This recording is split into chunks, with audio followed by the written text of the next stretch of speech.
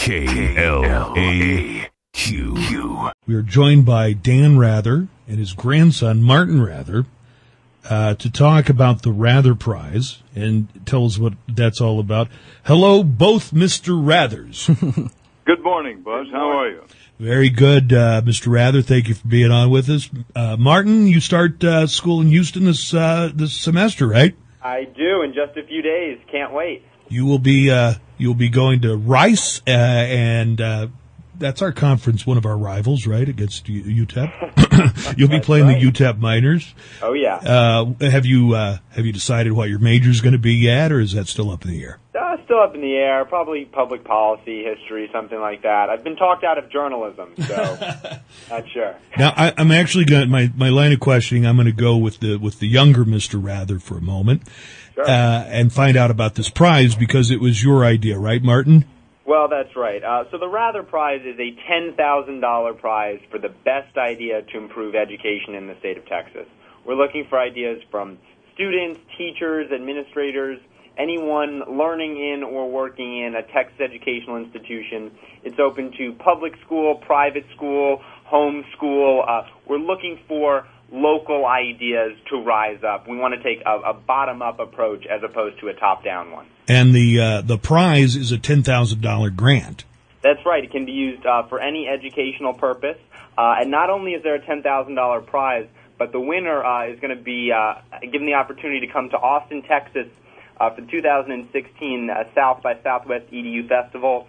All expenses paid trip, and they're going to get to present their idea there. Sweet. All right, here's my idea, and I think you can go ahead and make the check out to me. Okay, that is, get rid of the teachers union. I think that would do it. That's my idea. Send me my $10,000. All right, well, just send it along to it. That's right. Yeah, just submit it. All right, let me make sure everybody got that. The website is ratherprize.org. Yes. Mr. Rather, do you spend most of your time in Texas? That's your home state. So where do you spend most of your time? Well, Texas is my home state, and as I like to say, I was Texas born, Texas bred, and when I die, I will be Texas dead. Mm-hmm. The nature of my work, I do a 1-hour weekly interview program on Access TV, working for Mark Cuban, and the nature of that work is I still have to spend a good deal of time in New York. So I'm what the sociologists call a multi-sensory person, that I spend some time in New York and as much time as I can in Texas. And I really I treasure a trip I had to El Paso. It's been about a year ago. I know I was there to speak up on behalf of the great, and I use that word measurably, the great Children's Hospital in El Paso, which I admire so much, the work of that. I think El Paso is one of those places that so often people in other parts of the country they sort of know where it is, but it's a little offline for them. But I try to tell them that the El Paso story is a terrific story. It's a booming city. It's a great university, several great institutions of higher learning. It's a military headquarters. It's just I love El Paso. I've been coming there since I was a child. Also like Tijuana, but that's another subject for the day.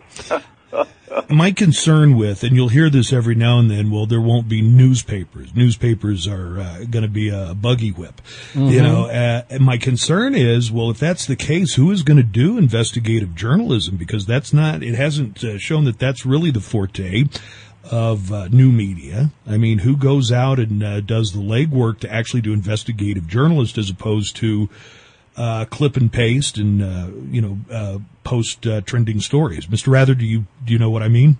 I do, Buzz. You're speaking right in my wheelhouse. That I've said that American journalism, everything changes, and it has to change with the times. But we're a constitutional republic based on the principles of freedom and democracy, and in our system of government, it's absolutely essential. It's imperative that we have an informed citizenry, an informed electorate.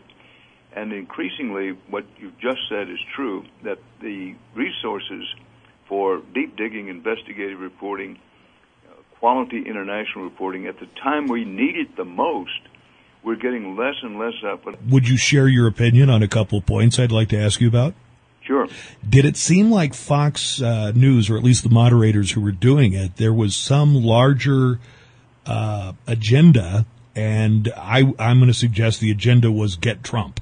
The questions, Trump got more questions, and he got tougher questions than any of the other candidates up there. That's just undeniable. Now, Trump has said this himself, and one can have one's opinion about Trump, but he was right on that they asked him more questions, and they asked him tougher, more pointed questions than any other candidate. Most of the other candidates were allowed to give, prepackaged, sort of canned propositions from their point of view. But with Trump, they went after him. And my second question, Mr. Rather, maybe I'll just lay it out as the way I saw it. The entire proceedings had to have much more of a jokey, almost like a reality show feel to the way that the candidates were introduced, and in a way that seemed unbecoming when compared to the way candidates' debates were done in the past, and not that long ago either. Did it seem like there was something just a little unbecoming of the way they did the debate? Well, again, you're right on target. And this is my point. Instead of calling them debates, maybe we should call them, a reality show. Or a pageant. Yeah. But having said all that, there was some value in it that I've met, I think, every one of the Republican candidates. I'd have to go over the list and double-check that. But as contrived as it was, and it was pretty contrived, and we said there was a subset agenda involved, that one did get a feel, the candidates. For example, that Trump gets so much publicity because he understands that politics, particularly presidential politics, is in no small way theater. And theater, you require a leading man.